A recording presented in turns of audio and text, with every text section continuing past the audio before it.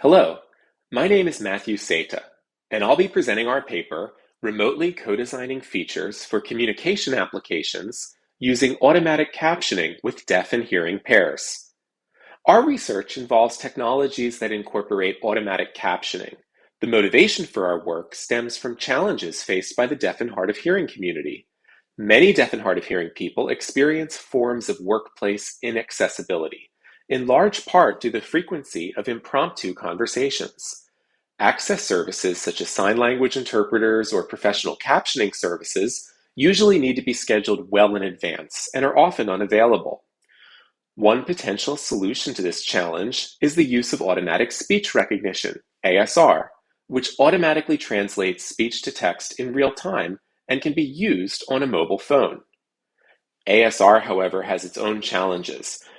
Compared to the growth of ASR apps, how design factors affect usability, especially for users with hearing disabilities, has been relatively underexplored in HCI. To investigate this in more depth, we conducted a co-design study with deaf and hard of hearing and hearing participants to develop new features and designs for ASR technologies to improve usability. Due to the onset of the COVID-19 pandemic, we could no longer meet in person, so we had to shift to completely online. Moving to a remote modality for co-design was a challenge, and it was unknown how effective having online co-design sessions with deaf and hard of hearing and hearing participants actively collaborating would be, given the potential for communication or visual attention barriers for deaf and hard of hearing users while drawing and communicating with a hearing partner. Our primary contribution is methodological. We present a novel virtual co-design methodology with deaf and hard of hearing and hearing participants in which participants collaborate and create prototype designs. Our secondary contribution is empirical, where we use our virtual co-design method to investigate the design space of features for ASR-supported communication applications in both in-person mobile and motivated by COVID-19, remote video conferencing contexts, alongside two design dimensions. One, error correction, and two, notification systems for influencing speaking behaviors. For our study, we recruited 18 deaf and hard of hearing and 18 hearing participants who were paired up during our sessions. Half investigated mobile applications and the other half video conferencing. Two researchers were present as moderators, and we had 2-hour sessions, including ASL interpreters, and met through Zoom and utilized Miro as the collaborative tool. Our sessions included 4 separate activities: brainstorming, icebreaker, sketching, and prototyping. During brainstorming, participants independently brainstormed ideas for each design activity. Next, participants had an icebreaker where they were introduced to each other and to Miro. Next, they quickly and individually sketched some of their brainstormed ideas. Finally, they came together and collaboratively worked during the prototyping phase. For full information about our methodology, please refer to the paper. We present a picture here that shows the view of Miro during some part of one session, and you can see the design space on the right side while participants are prototyping, and on the left, they're conversing using an integrated text chat. The design prompt we gave participants emphasized our two design dimensions, guiding participants to create features based on error correction and notification systems. The next slide shows some examples of prototypes for notifications.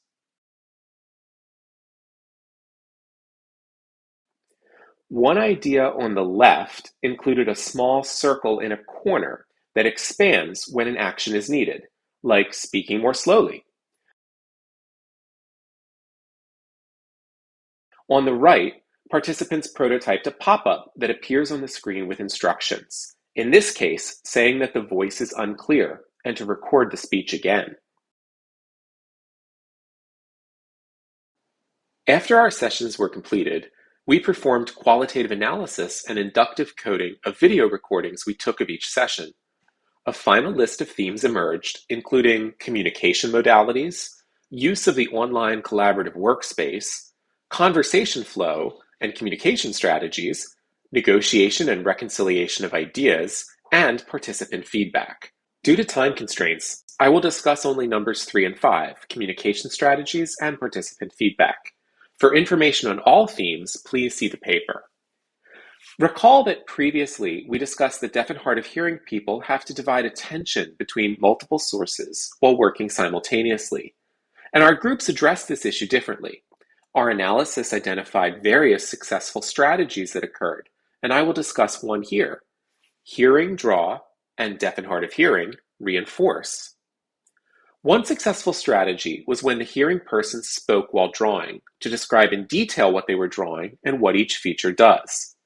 Meanwhile, the deaf and hard of hearing participant set up the ASL interpreter and Miro side by side on their screen in order to rapidly switch attention between them, which better enabled them to contribute, for example, by giving feedback as the hearing participant drew. This strategy took advantage of the hearing person's ability to speak and draw simultaneously. There were a couple of other successful strategies. For more information, please see the paper. Exit interviews revealed that our participants had a satisfying co-design experience. The integrated chat within the drawing on Miro, with the picture again shown on the right for reference, was very helpful, and our methodology helped include both deaf and hard of hearing and hearing perspectives. However, participants did suggest that they would like to have more time to get to know each other and to get more familiar with Miro features. For future researchers designing studies with this methodology, we recommend the same 4 phases: individual brainstorming, icebreaker with a drawing tool, quick individual sketching, and collaborative prototyping. These 4 phases allowed participants to begin individually with their own ideas, then compromise later as needed. Setting up the workspace. To keep sessions organized, moderators should pre-assign and label locations within the drawing canvas of the online collaborative drawing workspace to organize the data and ensure participants are clear on where to prototype within. This is especially critical with mixed ability groups, as more people are involved, for example, interpreters, and this could increase distractions for deaf and hard of hearing users. Moderators should encourage participants to add text boxes to the drawings of each design, to add explanation of features to aid access to information. That's all for our presentation. Thank you for watching.